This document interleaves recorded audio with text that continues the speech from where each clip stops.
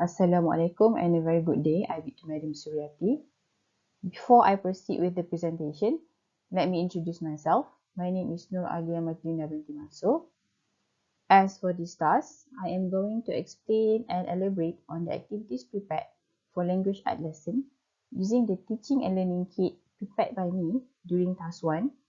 I had created 5 teaching and learning kits, which in my opinion would be appropriate and suitable for my students.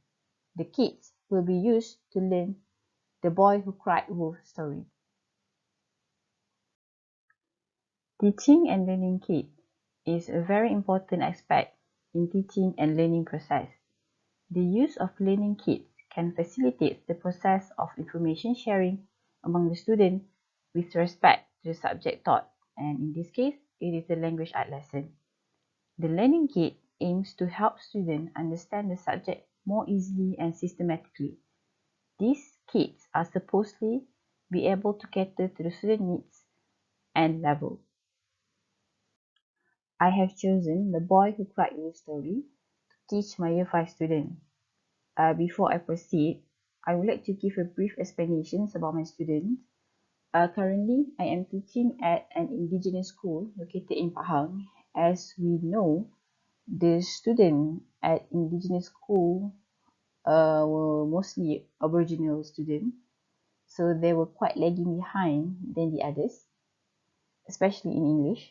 So language art lesson somehow is able to help them to relax and familiarize themselves with the language without giving too much academic pressure on them. And I believe that this story can be easily relatable since it did not use a lot of character. For this is a good choice for them who had an overall low proficiency in English. This, I believe, it is suitable for my students' level. I have chosen this story based on 2 reasons. The first one is that it can be easily understood, and the second one, it have important lesson for the children. So as for it is easily understood, the whole story, there is not much word. So I think it can be easily understood by the student. And anyway, this is a classic book with a story that almost everyone know or I think should know.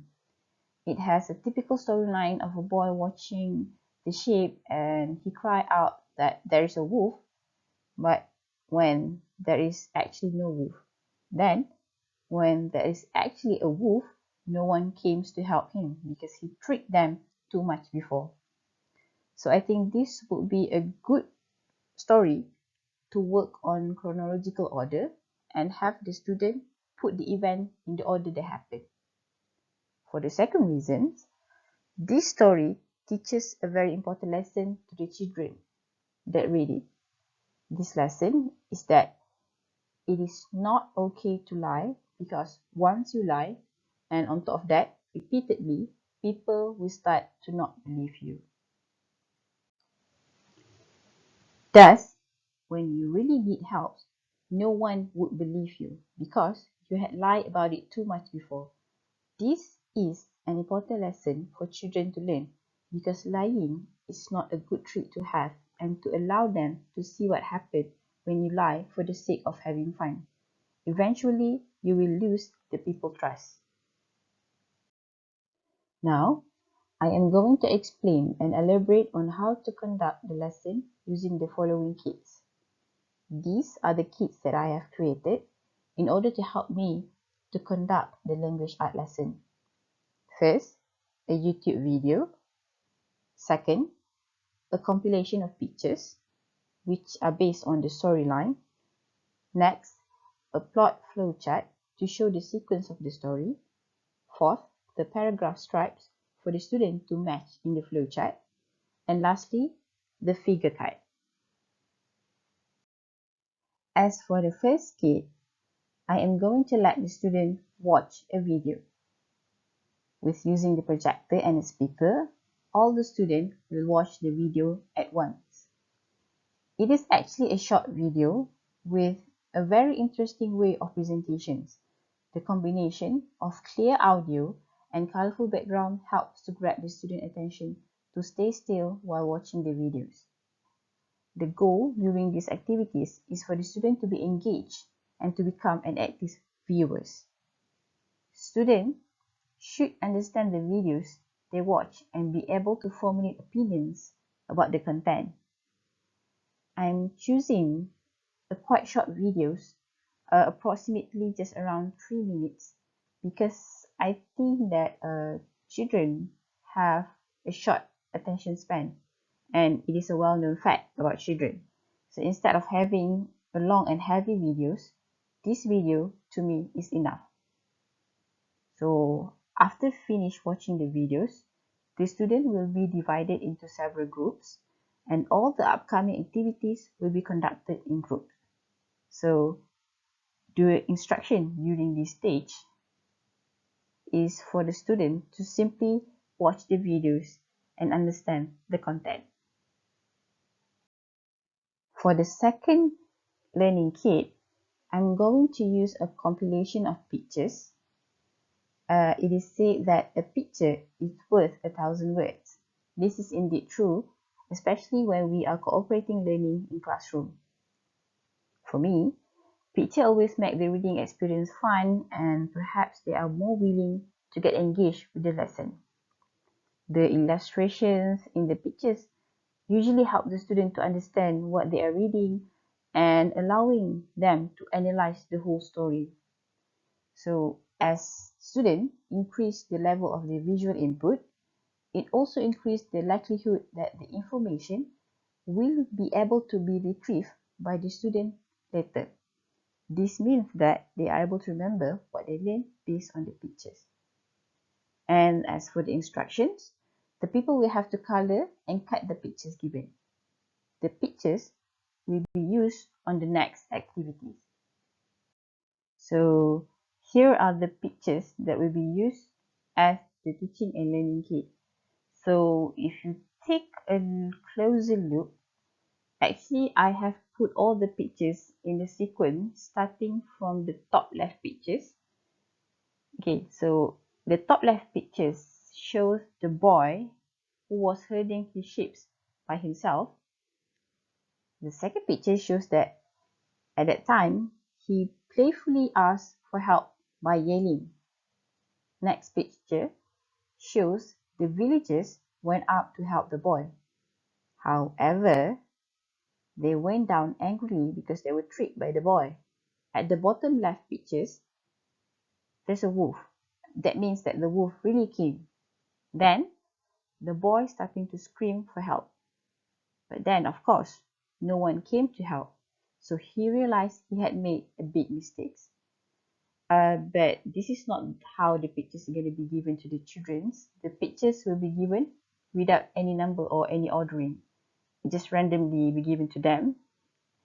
So what they need to do is they just need to color the pictures and cut it according to the dots given. As the third kit, I am going to use a plot flowchart. So the diagram is essential for building literary comprehension and appreciation. A plot diagram will allow the student to pick out any major themes in the text that they read and trace changes to major characters over the course of the narrative, and this can help to improve their analytical skill. I need to keep the student in mind and prepare for the details in chart to them. So making a flowchart indirectly explains a plot that brings student understanding to life. It is an engaging and fun way for the student to interact with the text they read in class. In this lesson, based on the video that they watched previously, so I realized that some students might need a little more guidance when it comes to a plot diagram, especially students who struggle with reading comprehension may have difficulty picking out the different parts of the story. So to solve the problems, I actually put them in a group with mixed abilities, so they will have their peers to help them, to guide them throughout the lesson. So, and they can actually ask for help from the teachers if they don't understand what to do. And for the instruction during this kit is that they need to match the colored pictures as explained before into the correct plot on the flowchart. They need to recall the sequence of the story based on the video that they watch. So then they just need to paste the pictures into the chart. So I'm going to show you the flowchart that I have made. We know that the details of the story can be lost in the learning process.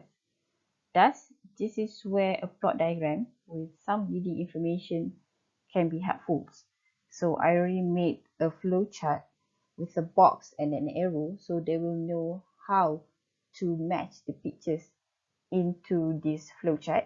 It will guide them throughout the process. So because the sequence has been given to them, so they just need to properly put the right pictures at the right sequence. I think that the task of incorporating the visual aspect while completing the plot diagram give them clues as to what they are looking for when completing the diagram. So the visual acts, the pictures just now, act as a context clue for the student so they can focus their energy on the appropriate information as seen in the videos. So when they understand how the story begin and end during the videos, so they can actually that can actually be helpful for them to identify which of the pictures should be at the top and which one should be at the bottom. Here, people just need to match the pictures with the correct sequence. I will print out the flowchart in A3 size, so obviously it will be bigger and it will be easier to be used by the student, especially when they are working in groups.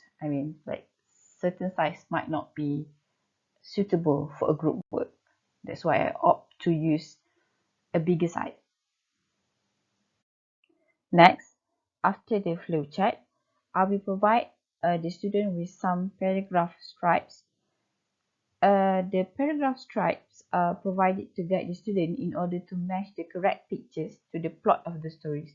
The students are sequencing the event of the movie based on the correct pictures given. So on the previous slide, I mentioned that they need to paste the pictures in the correct sequence of the story. So what they need to do once they got the paragraph stripe is to read and analyze the main point of each stripe. After that, they just need to match the paragraph stripe with the picture given to them before. The picture would already have been pasted on the flowchart diagram by now. So these are the examples of the strips that I have made. So the paragraph strips help the children to understand how the sentences are formed, as well as it can help to improve their fluency in reading and writing. So from reading the sentence, the student can progress to writing a paragraph. And I think that since they are in year 5, I am trying to use 2 sentences in the paragraph instead of using 1 sentence. So the sentences might be too easy, but considering that the level of my students, I think this kind of combination of 2 simple sentences would be better for them. So for example, a shepherd boy was in charge of tending a flock of sheep. He was bored, so he decided to play a trick. As he watched the sheep, he pretends that a wolf was attacking the flock of sheep. Wolf, wolf, he shouted. As you can see that all the paragraph strips actually have 2 sentences. So I try to match the words and the way the details were presented so that it can be understood by the students, since I'm not using the same words which was illustrated in the videos. But as long as they understand the story, they can actually understand what is the story really about. I just to increase their level of understanding. That's why I'm trying to use a different words, but it's actually still the same story. So here, the people need to match the strips with the suitable pictures.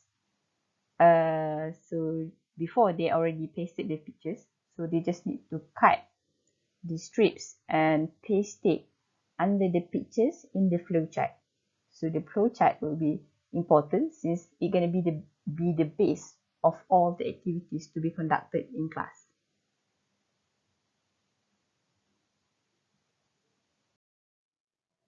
So for the last teaching and learning kit, I am going to give the group of students 2 figure cards. So each group will get 2 figure cards. So once they got the figure cards, they are given several minutes to reflect on the situation as they read the text given. So they are also allowed to share their opinions regarding the figure cards in their groups. So I think it is important for us, the teachers, to prompt reflective thinkings, especially for the middle school children, to support them in their transitions between childhood and adulthood. During this age, so the student might have a lot of questions and a lot of things that they are thinking about. So sometimes they might get lost if they don't get help from the adults.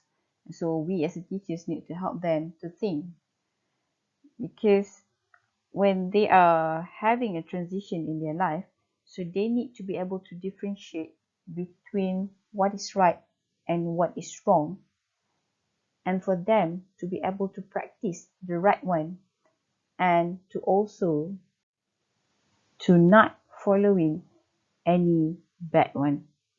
So this is what the figure cards attempt to do. So this is the figure card. Let's take a look at the 2 pictures given. There is a slight differences in figure 1 and 2, but if you can take a closer look, they have the same character, but the way that they think is different. So first, let's take a look at the scenario given. The first picture is at the left side. So what did the girl do? You can see she kicked over a plant in a pot and broke the pot. What did she say happened? In the first picture, she told the truth. She was the one who did it. So she doesn't blame anyone on this one. So his fingers actually pointed out at herself. But in the second picture, she told a lie. She blamed it on the dogs. So you can see the thinking of the girl. She's imagining that the dogs are the one who broke the pot when she was in fact the one who responsible for this. So if we take a look at the 2 pictures, actually without the girls telling the truth, nobody will know about the truth.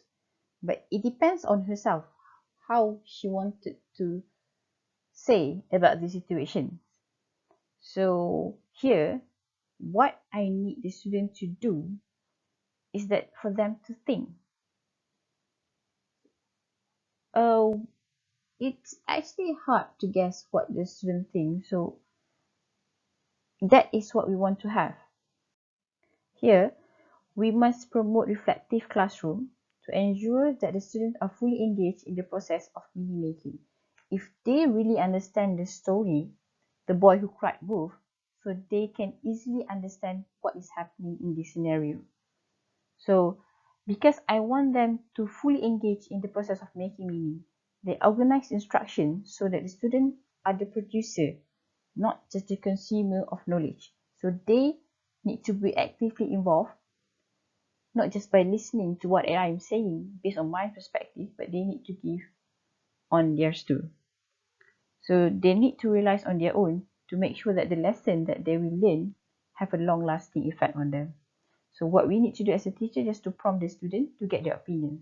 They are free to share on anything which are related with the scenario.